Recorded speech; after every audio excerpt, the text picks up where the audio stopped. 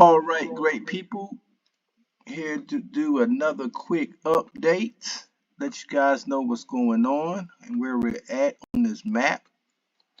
Um, the last video, I had to talk about my coalition and some of the concerns and some of the things that I thought needed to be addressed as a coalition and as a team. And so I was able to do that, and I think I was able to get some results from that dialogue and that communication with my teammates. So, and let me just say this, guys: if you're not subscribed, subscribe to the video. I will be doing other games like this, but I'm loyal to the guys that I'm playing with now. So I don't play. The most I may do is maybe 2 games at a time. So but by following the videos, you'll know the next time I decide to do a new game, and you can join that game with me and play with me as a coalition member, like some of these guys have done, and we can communicate on YouTube as well as on the game. And I just think that gives us a great advantage as far as being able to communicate. And not only that, as a coalition leader, you get to just see what I'm thinking about, what some of my thoughts are, what are my concerns for the group. And we're all leaders. We all run our own nation. But it's just good to be able to see what the next person on your team is thinking and how we can work together to try to achieve this goal. So in my last video, I asked, let's start with Perth. Perth, he responded very well to a concern that I had. And from what I'm seeing, Perth is playing a smart game right now. He has a lot of troops on his border, and it only makes sense that he keeps some defense in this area in case these guys decide to try to make a move on him. So I think that's very important because he's kind of isolated in this area. And so I understand his need to defend himself. Um, as we slide on over here to Sydney, Sydney early on told me that he was not going to be as active in this game. However, this is one of them games where you do have to be somewhat active, even if you can't be on there every day. And so I asked Sydney and I asked Port Macquarie, these two coalitions here, to assist with Rockhampton here because he was bringing a lot of pressure to me. So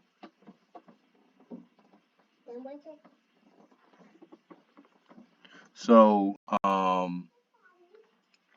they responded very well to that request. As you can see, we've taken that province from Rockhampton already, and as you can see, these guys are still moving forward, and they're still bringing that pressure. Brisbane has been able to capitalize and get some of his property, some of his provinces back, as well as more. So let's see here. So we're doing great as far as putting the pressure on Rockhampton, and we're going to try to get them on out of here as soon as possible. So this is how we close out and try to go ahead and move forward so we can expand to other parts of the map. Now, you guys remember Roger Gulf here. He was bringing all this pressure to me all over the place. He was, trying to really put the pedal to the metal on me. And guys, let me tell you something. I've been playing this game for about a year, maybe 2 years now. And experience is a great thing. I don't show you guys every single trick and tip that I have. However, I will do a video where I can just show you guys some of the tips and some of the little things I do that will help you be successful in this game. I've broken down this guy's he had about 60 troops coming towards me at one time. So if you look back on the previous videos, you'll remember that, and you'll see how I just broke those troops down incrementally. So you don't always have to panic. You don't always have to try to jump the gun and do this and do that. You don't have to, because a lot of times by being patient and just knowing little things. Now I will do a video at some point where I just show you guys all the little tricks. I might even have to, I don't know, I might have to charge y'all for that. I don't know. Because it's going to have all my little tricks, all the little tips that you can use. Like I gave you guys one trick where it's like the 15-minute trick. So if you go back to some of my other videos, you'll see what that's all about. So it's a lot of different tricks that you can use on this game to help you be successful. And I did a lot of that with Roger Golf. And as you can see, he's retreating over here. I got my reinforcements finally came down from my other continent here. They finally are coming down, so I'm finally starting to regain some grounding. Um, so